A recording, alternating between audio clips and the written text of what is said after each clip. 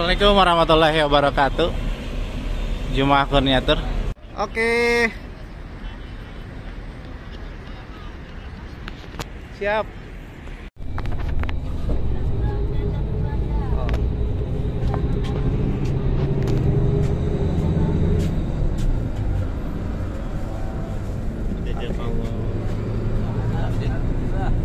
Jazakallah khairan katsiran. Terima kasih.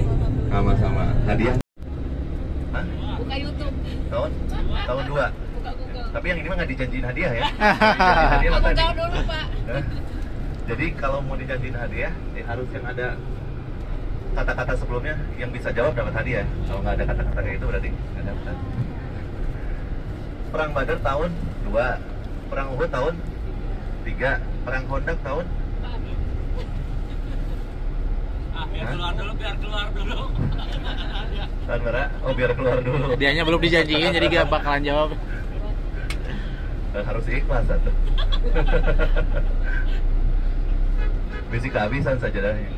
Tahun berapa? Khandaq tahun ke-5 Hijriah. Jadi Badar tahun kedua, Uhud tahun ketiga, Khandaq tahun ke-5. Di apa? 2, 3, 5. Ini deket-deketan jaraknya. Nah, Perang Uhud bagaimana kisahnya? Ya. Perang Uhud tentunya adalah sebab mulanya karena kekalahan orang-orang kafir Quraisy dalam perang sebelumnya, yaitu perang Badar. Dalam perang Badar orang-orang kafir Quraisy kan kalah ya.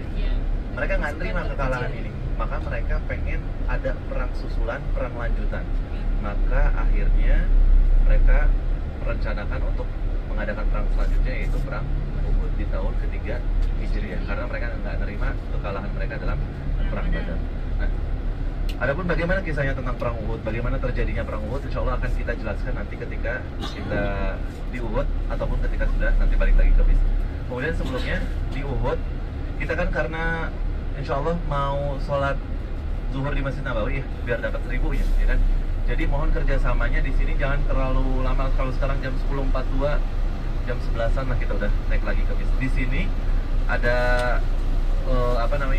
makam syuhada Uhud, kita disunahkan ke sana. Kita Rasulullah Mabat, Bapak Ibu yang rahmati Allah Subhanahu wa taala. Alhamdulillah sekarang kita udah sampai di Uhud atau di Gunung Uhud. Uhud itu sebagaimana yang kita lihat di sebelah sana. Jadi Uhudnya, gunungnya panjang ya. Jadi dari ujung sana terus sampai ujung sana itu masih Gunung Uhud. Adapun yang sebelah sini yang banyak orang-orang naik di atas itu disebut dengan Jabal Rumat.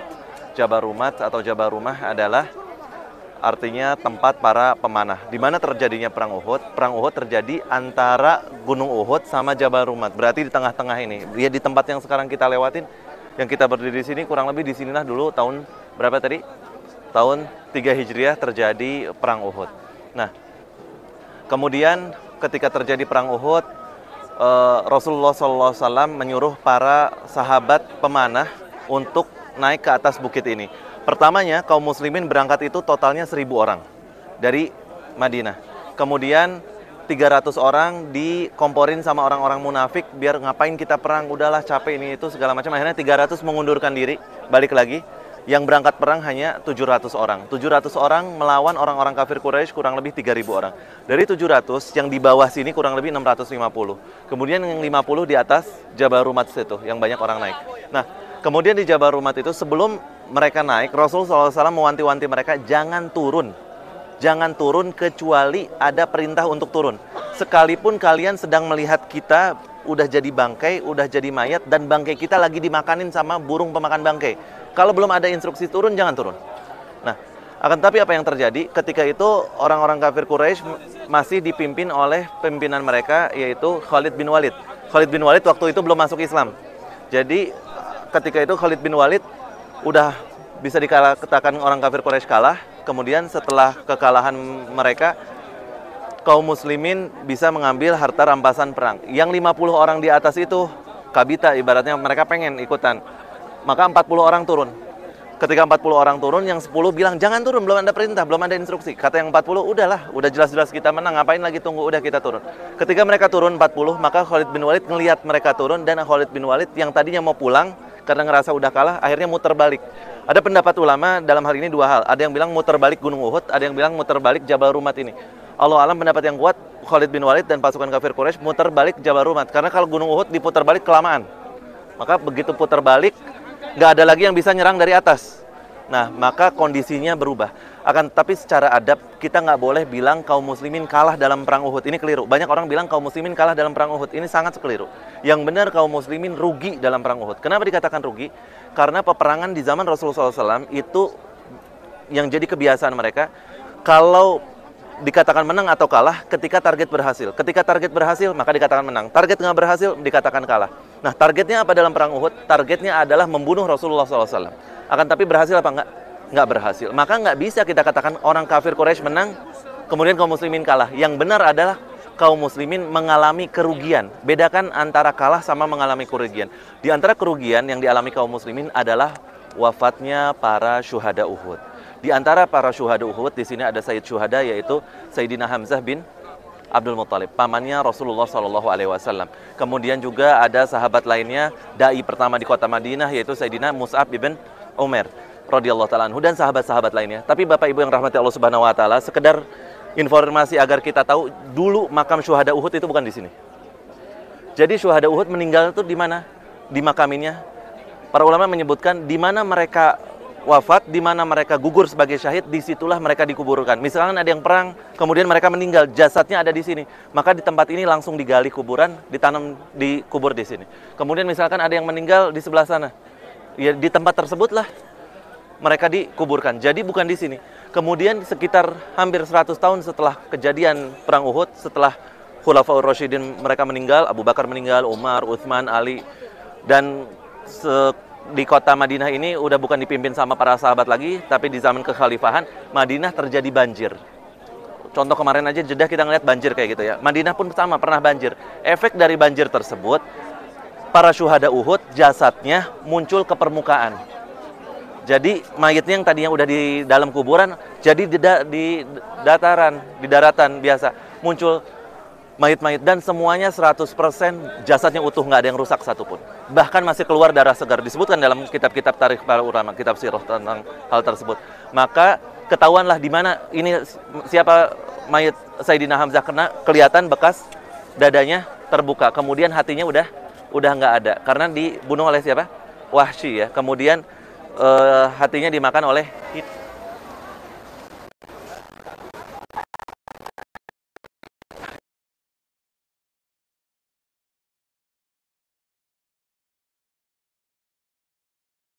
menara gitu. Tapi duka nu ieu mah bade di naonnya kira-kira. Ada sih paketnya gitu. Perencanaan ini nanti bakal apa gitu.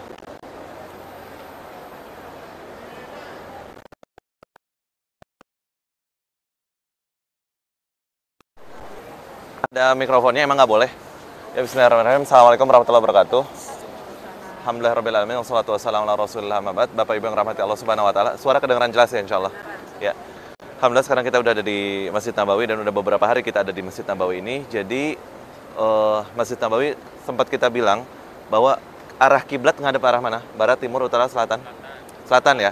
Jadi selatan ke arah sana. Hotel kita kan di sebelah sini ya, arah utara, sebelah sana barat, sebelah sini timur. Rasulullah SAW itu dibangun kurang lebih ukurannya sekitar 1050 meter persegi. Ya, 1050 meter persegi, kemudian diperluas lagi di zaman Rasulullah SAW setelah perang Khaybar setelah tahun 8 Hijriah. Nah, adapun ukuran Raudhoh itu ukurannya cuma sekitar 313 meter persegi. Makanya Raudhoh itu kata Nabi SAW, ma baina baiti wa mimbari raudhatun min riyadil jannah. Antara rumahku dan mimbarku ada taman di antara taman-taman surga. Nah, kalau sebenarnya kita ke Raudhoh, misalkan bapak-bapak ada yang mau ke Raudhoh lagi atau ibu-ibu mau ke Raudhoh lagi, Raudhoh itu ukurannya kan sebenarnya nggak besar-besar amat. Ya, ukurannya nggak besar-besar amat. Nah, kalau kita lihat, kalau tiang-tiang Masjid Nabawi lainnya itu tiangnya biasa. Ada kolongnya itu kan? Iya, kalau yang ada kolongnya itu yang di atasnya itu tempat muazin, tempat azan. Tempat yang muazin di atas itu bagian dari Raudhoh juga. Bawahnya semuanya sekitaran situ Raudhoh. Jadi yang samping sebelah kiri kalau kita menghadap arah kiblat, yang kayak ada pagar-pagar warna hijau, pagar besi, itu makam Rasulullah SAW sama rumah-rumahnya Rasulullah SAW dulu. Nah, sebelah sininya lagi ada mimbarnya, segitulah ukuran ukuran Raudhah. Nah, ukuran Masjid Nabawi lebih besar dari itu dulunya. Nah, kalau kita lihat ke arah Masjid Nabawi, arah atas tiangnya ada tulisan hijau-hijau tulisannya. Kalau kelihatan ke atas. Nggak semuanya tiang ada tulisan hijau, sebagian aja yang ada tulisan hijaunya, misalkan Hadza Masjidu Rasulillah SAW. Oh, ini masjidnya Rasulullah, berarti sebesar itulah dulu masjid di zaman Rasulullah, di zaman Kanjeng Nabi. Nah, kemudian di Raudhah itu banyak tiang. Ada tiang-tiang ini disebut bahasa Arabnya tiang istiwanah. Nah, istiwanah ini atau tiang-tiang ini banyak. Ada istiwanah wufud misalkan. Apa artinya istiwanah wufud? Di situ Nabi SAW biasanya kalau nerima tamu di sekitar tiang itu. Ada istiwanah sarir atau artinya kasur. Biasanya Nabi SAW kalau iktikaf tidurnya di situ. Ada beberapa istiwanah. Nah, istiwanah yang paling afdol, banyak ulama menyebutkan diantaranya adalah istiwanah Aisyah. Istiwanah Aisyah itu, tiang Aisyah, posisinya dari depan tiang ketiga dari arah kiblat, ya, dari arah kiblat yang Raudhahnya tiang ketiga, dari arah rumah Rasulullah SAW juga tiang nomor 3. Di tengahnya ada tulisan bulat warna hijau, istiwanah Sayyidah Aisyah radhiyallahu anha. Nah, jadi sebesar itu Raudhah, di Raudhah ada tempat yang lebih spesial lagi, cuman segede gitu doang, cuman sebesar tiang. Banyaknya orang-orang nggak tahu, pokoknya kalau ke Raudhah masuk aja. Padahal di Raudhah, nah karena waktunya ya kemarin itu kan kebetulan pas Raudhahnya mepet ya, jadi kita baru datang, udah jadwalnya Raudhah gitu, ya. Nah, di Sayyidah Aisyah ada orang kadang asal aja masuk Raudhah, padahal kalau banyak orang yang nggak tahu soalnya. Nah, kalau kita sebisa mungkin sholat di situ. Kenapa? Karena di situ Rasulullah SAW sholat, Abu Bakar sholat, Umar sholat. Jadi para sahabat aja sampai rebutan. Sampai Aisyah bilang, kalau orang-orang pada tahu apa yang ada di keutamaan di tiang ini, orang pasti pada rebutan. Jadi tiang ini sebenarnya gampang kita dapatnya. Kenapa? Karena kebanyakan orang itu nggak tahu keutamaan tiang itu. Orang taunya cuma Raudhahnya doang. Padahal di Raudhah ada yang lebih istimewa lagi. Tiangnya nomor 3 dari depan, nomor 3 dari samping. Ada tulisannya Aisyah. Orang biasanya malah ngincer di depan, di samping-samping kiri, padahal itu yang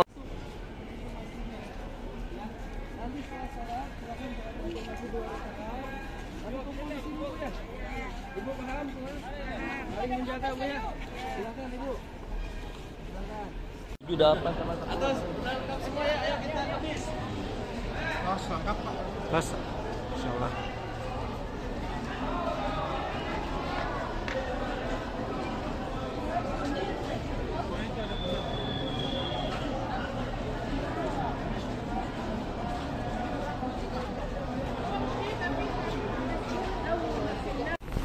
Labbaik Allahumma labbaik. Labbaik la syarika lak labbaik. Innal hamda wan ni'mata laka wal mulk la syarika lah.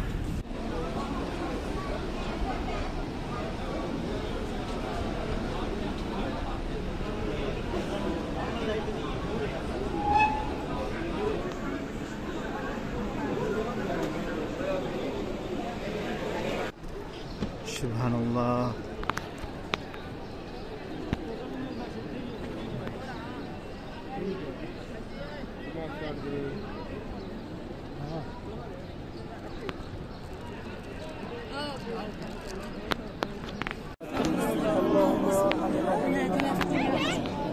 Rabbana atina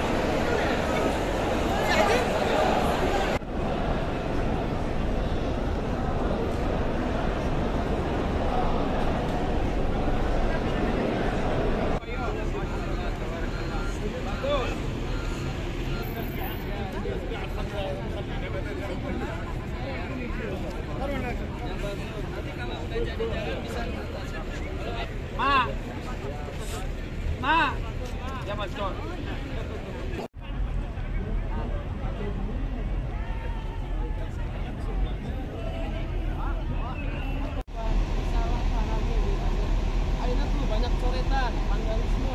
Ini misalnya, maaf, blok ini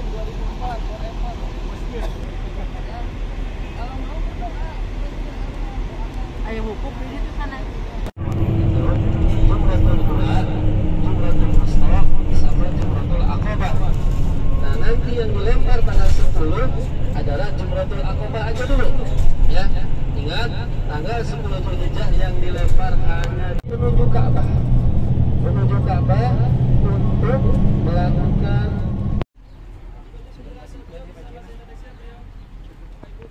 Waalaikumsalam warahmatullahi wabarakatuh. Baik, alhamdulillah. Ini sama tanah, campur air seperti ini jadi batu bata. Ini tanah liat, Pak Ibu. Oke. Ini tempat air minum. Tempat air minum ini kulit unta. Bahasa Arab girba. Bahasa Arab what? Girba. Ini ya, masuk. Lagi Abu Kebi. Sama.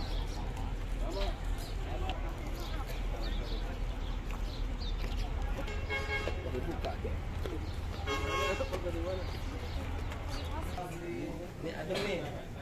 Di sini adem, Pak. Oh, Hajar Aswad. Keluarga.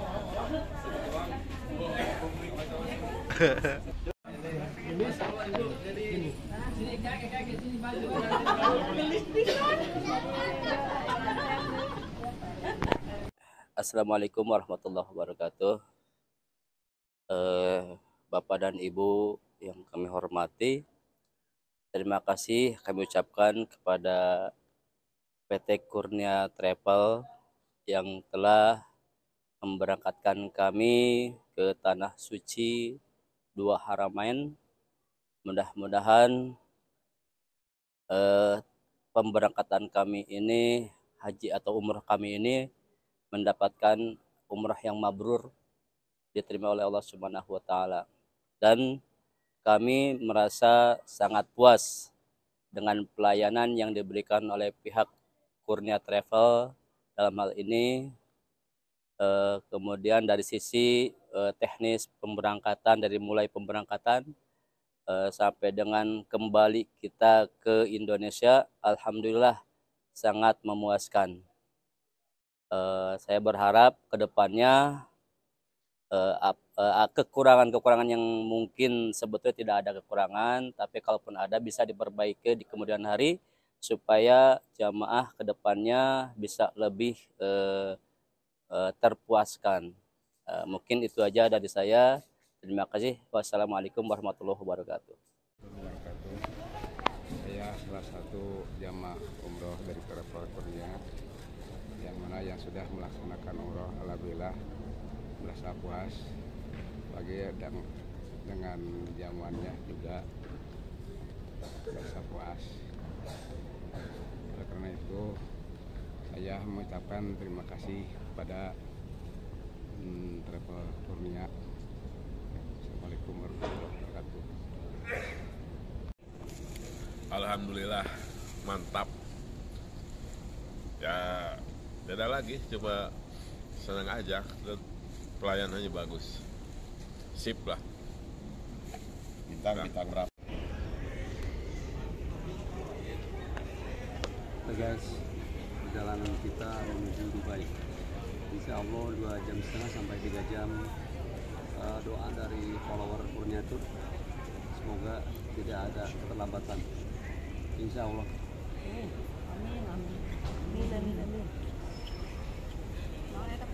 Video Bu, kalau kenang-kenangan. Lagi nyantri mau ada penerbangan. Pandang. Paspor. Oh, Iya. Ya, Ibu. Alah. Pak Pun. Payayan.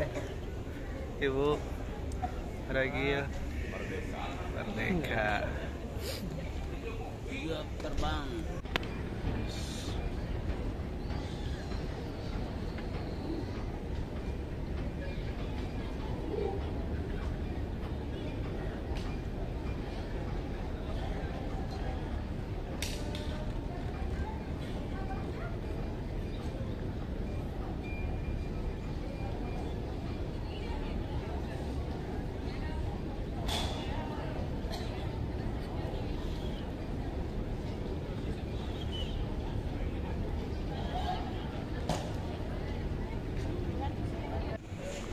Oke, kita transit dulu di Bandara Dubai sebelum melanjutkan perjalanan menuju Indonesia.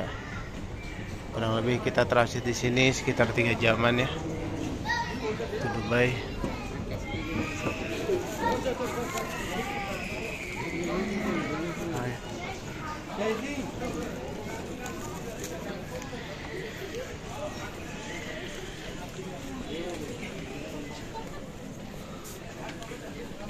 Oke.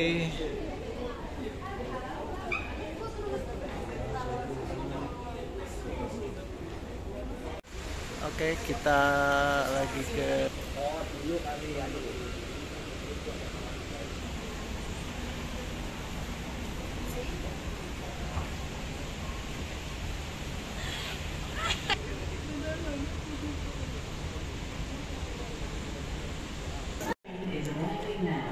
Oke.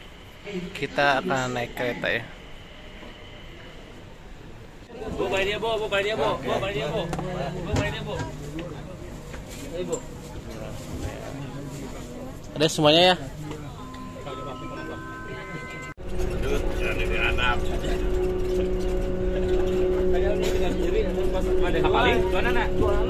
Oke, ini liftnya lumayan besar ya.